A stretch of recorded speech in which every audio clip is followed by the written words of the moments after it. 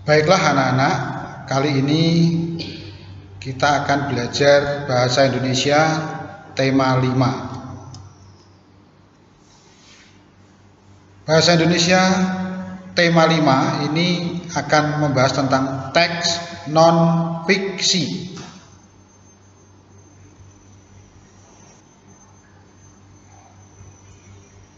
Teks non-fiksi itu mempunyai ciri-ciri. Yang pertama adalah tidak bersifat fiksi. Yang kedua, berdasarkan fakta atau berdasarkan kenyataan. Yang ketiga, informasi berdasarkan data yang nyata. Kemudian yang keempat, berdasarkan hasil dari pengamatan. Nah, sekarang perhatikan contoh teks non-fiksi. Contoh teks non-fiksi itu antara lain yaitu teks sejarah, kemudian karya ilmiah, laporan pengamatan, skripsi, biografi, berita di koran, buku-buku sains, dan buku-buku pelajaran. Teks sejarah itu teks yang menceritakan tentang kepahlawanan, itu bisa ya. Jadi kenyataan. Jadi bukan khayal ya, tapi kenyataan itu teks sejarah berisi kepahlawanan itu bisa. Karya ilmiah itu adalah suatu karya yang dibuat berdasarkan pengamatan-pengamatan. Ya, berdasarkan ilmu ilmiah. Sedangkan laporan pengamatan yaitu suatu laporan yang mana laporan itu sebelum membuat laporan harus melalui pengamatan-pengamatan. Ada objek, ada waktu, tempat, dan lain sebagainya. Itu nanti disusun menjadi laporan pengamatan, berarti suatu kenyataan. Kemudian skripsi itu biasanya melalui proses untuk mengamati juga, karena skripsi itu biasanya dibuat oleh para mahasiswa yang mendekati lulus ya, itu ada skripsi. Kemudian biografi itu adalah teks yang menceritakan kehidupan seseorang, sejarah, peristiwa kehidupan seseorang, itu biografi. Nah, kalau berita koran itu jelas ya, itu berita yang ditulis berdasarkan kenyataan, peristiwa apa yang terjadi yang ditulis oleh para wartawan. Itu berita di koran, berita yang nyata. Terus buku-buku sains, IPA ya, matematika, itu sudah dituangkan di dalam buku, itu berarti non-fiksi. Kemudian buku-buku pelajaran itu juga termasuk non-fiksi. Selanjutnya, cara menjawab pertanyaan dari teks non-fiksi adalah dengan 1. Tersurat. Apa itu tersurat? Tersurat itu berarti jawaban ada pada kalimat dalam teks. Jadi ada pada kalimat dalam teks. Jadi tersurat, tertulis di dalam teks. Kemudian yang kedua, tersirat. Nah, ini kebalikan dari tersurat. Kalau tersirat itu adalah jawaban harus disimpulkan berdasarkan informasi teks tersebut. Jadi jawaban itu tidak harus tercantum di dalam teks, tetapi merupakan kesimpulan. Bisa dibuat kalimat sendiri tetapi berdasarkan kesimpulan dari teks tersebut. Itu adalah yang tersirat. Nah, untuk selanjutnya materi akan dijelaskan oleh Ibu Dian. Nah, anak-anak, untuk memudahkan saat menjawab pertanyaan dan untuk memudahkan di dalam menceritakan kembali isi teks non-fiksi, kita dapat menggunakan diagram dan peta pikiran. Nah, untuk mengetahui lebih lanjut, kita dapat berlatih membuat diagram dan peta pikiran dengan teks berikut ini. Nah, anak-anak, kita akan belajar suatu teks yang berjudul Sultan Hasanuddin. Sebelah kiri ini adalah gambar Sultan Hasanuddin. Sultan Hasanuddin merupakan raja terbesar dari kerajaan Goa di Sulawesi Selatan. Beliau lahir di Makassar, Sulawesi Selatan pada tanggal 12 Januari 1631. Ketika masa pemerintahannya, Belanda berusaha menguasai perdagangan rempah-rempah di Sulawesi, termasuk di wilayah kerajaan Goa. Sultan Hasanuddin berusaha menggagalkan rencana Belanda dengan menyatukan raja-raja kecil di Indonesia Timur untuk menentang Belanda. Belanda memberi julukan ayam jantan dari timur karena Sultan Hasanuddin selalu melakukan perlawanan terhadap Belanda dengan gigih. Namun, Raja Arupalaka dari Kerajaan Bone yang masih bersaudara dengan Sultan Hasanuddin rupanya berkhianat. Pasukan Sultan Hasanuddin terdesak dan kalah. Sultan Hasanuddin terpaksa menandatangani perjanjian Bungaya pada tanggal 18 November 1667. Dari teks tersebut kita akan membuat diagram, ya. Di sini ada contoh diagram, ya. Nah, seperti ini. Ini adalah contoh diagram alur, ya. Terdiri dari beberapa kotak. Di tiap kotak berisi hal-hal penting atau informasi yang anak-anak dapatkan setelah membaca. Jadi di tiap kotak bisa dituliskan informasi penting. Kemudian diberi anak panah, ya. Anak panah itu menunjukkan alurnya, ya. Nah, di sini ada 7 kotak. Mari kita pelajari satu persatu. Kotak yang pertama ada di kiri atas. Informasi yang didapatkan adalah Sultan Hasanuddin lahir pada tanggal 12 Januari 1631, yaitu bisa dituliskan di kotak yang pertama. Selanjutnya diberi anak panah, lalu ke kanan dibuat kotak lagi, ya. Nah, Sultan Hasanuddin merupakan raja terbesar kerajaan Goa Talo. Ke kanan lagi diberi anak panah. Belanda berusaha menguasai perdagangan rempah-rempah di Sulawesi. Nah, ini karena slide-nya tidak cukup jika dibuat kotak ke kanan, maka ini kotaknya dibuat ke bawah, ya. Sultan Hasanuddin berusaha menyatukan raja-raja kecil di Indonesia Timur untuk menentang Belanda. Itu adalah informasi yang penting, ya. Jadi itu adalah jenis perjuangan Sultan Hasanuddin, ya. Kemudian kotaknya ternyata ke kiri, ya. Ada di kiri. Sultan Hasanuddin mendapat julukan ayam jantan dari timur.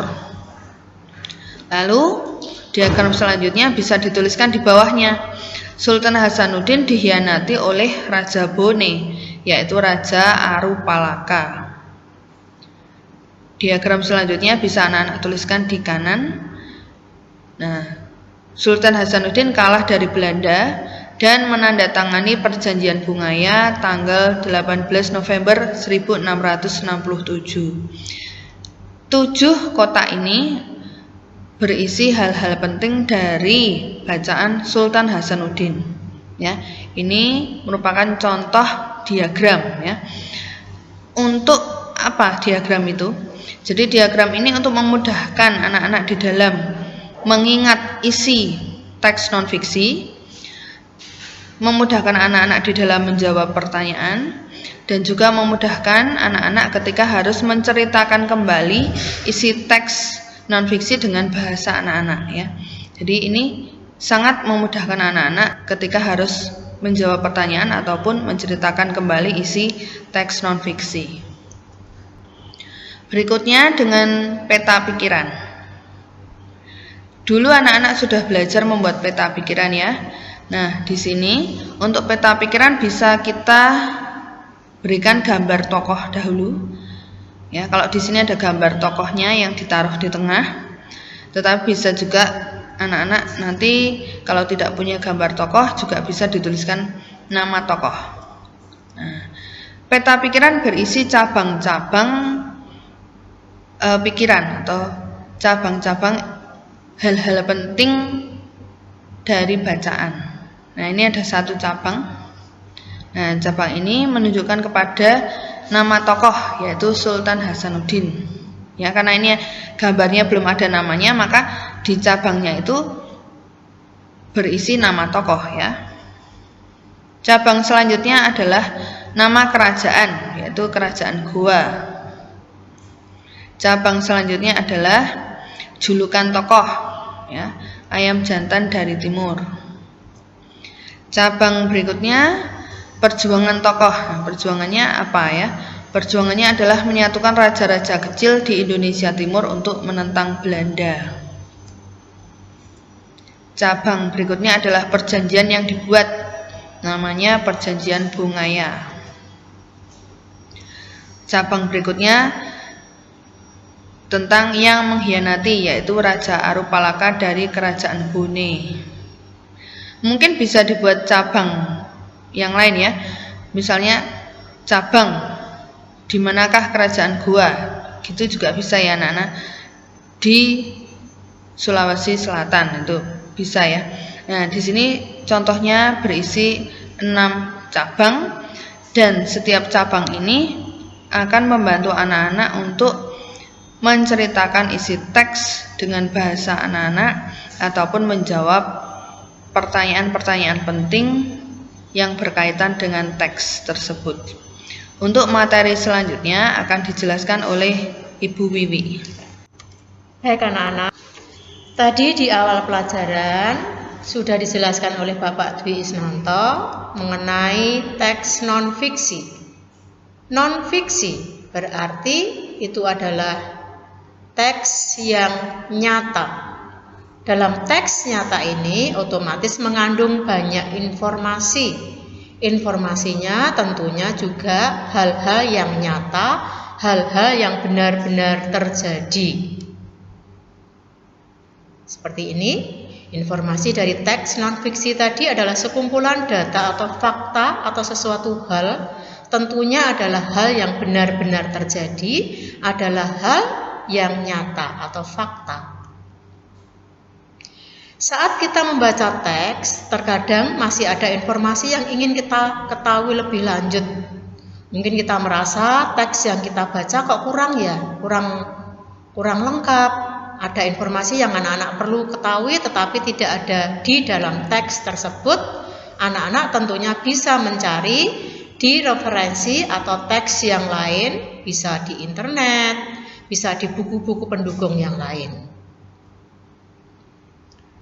Di dalam kita menyampaikan informasi, di dalam kita mendapatkan informasi, itu bisa kita lakukan dengan cara membuat tabel. Tabel tadi tujuannya adalah untuk membandingkan informasi yang kita ketahui setelah membaca. Kita membaca teks tadi anak-anak.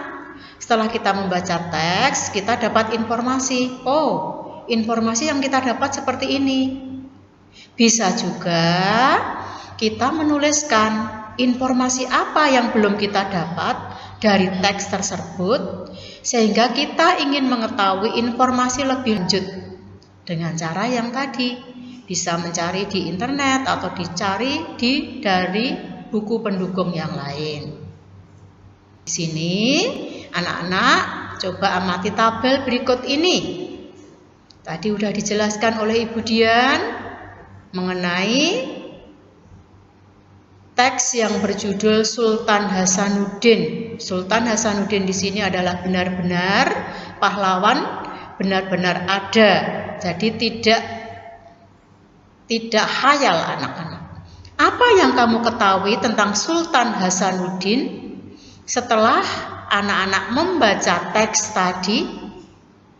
Yang pertama, Sultan Hasanuddin lahir pada tanggal 12 Januari 1631. Ada tadi di dalam teks. Yang kedua, Sultan Hasanuddin terpaksa menandatangani perjanjian Bongaya pada tanggal 18 November 1667. Mengapa di sini dikatakan kalau Sultan Hasanuddin terpaksa menandatangani perjanjian Bongaya? Seperti tadi dijelaskan oleh Ibu Dian, kalau saudara dari Sultan Hasanuddin yang bernama Arupalaka tadi, dia minta bantuan Belanda supaya dia dibantu untuk berperang melawan Sultan Hasanuddin, sehingga Sultan Hasanuddin kalah. Makanya terpaksa Sultan Hasanuddin melakukan perjanjian dengan Arupalaka tadi. Ada juga informasi yang kamu belum ketahui dari teks tadi, misalnya belum ada.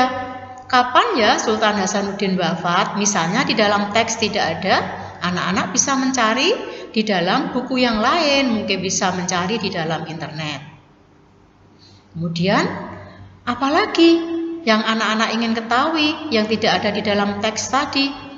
Apa dampak perjanjian Bongaya bagi kerajaan Goa? Mungkin bisa masih ada lagi. Setelah Bongaya tadi, apakah Arupalaka menyesal dan sebagainya? Anak-anak bisa mencari di dalam buku pendukung yang lain. Di sini Bapak Ibu guru hanya memberikan contoh dua. Anak-anak bisa mencari, bisa melanjutkan apa yang anak-anak ketahui tentang Sultan Hasanuddin yang ada di dalam teks. Lebih dari dua, bisa sebanyak-banyaknya. Terus anak-anak juga bisa menambah yang ingin ketahui lebih lanjut tentang Sultan Hasanuddin, sebanyak-banyaknya bisa dicari dari referensi yang lain. Itu anak-anak mengenai pembelajaran saat ini. Ya, seperti ini anak-anak. Ibu ulangi lagi untuk mengetahui informasi lebih lanjut supaya anak-anak lebih paham tentang Sultan Hasanuddin. Anak-anak bisa mencari dari mana tadi? Dari berbagai sumber. Bisa dari buku yang lain, bisa dari internet, bisa dari teks-teks yang lain yang berhubungan dengan Sultan Hasanuddin. Terima kasih anak-anak, semoga anak-anak lebih paham, semoga anak-anak lebih diberkati dengan pembelajaran saat ini. Tuhan memberkati.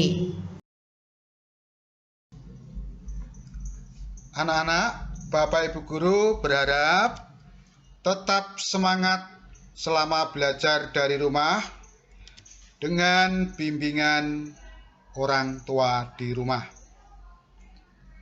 Saat ini kami juga berharap anak-anak dapat menerapkan kebiasaan baru. Misalnya, setiap kali anak-anak selesai beraktivitas, anak-anak harus mencuci tangan dengan air mengalir dan sabun minimal 20 detik. Jika anak-anak hendak keluar rumah atau anak-anak sedang sakit, anak-anak harus memakai masker. Ingat juga anak-anak juga harus senantiasa makan makanan bergizi dan olahraga secara teratur, meskipun olahraganya dilakukan di rumah, karena kita harus tetap menjaga jarak aman sesuai dengan protokol kesehatan. Harapan kami, anak-anak dan keluarga tetap menjaga kesehatan. Salam sehat, Tuhan memberkati.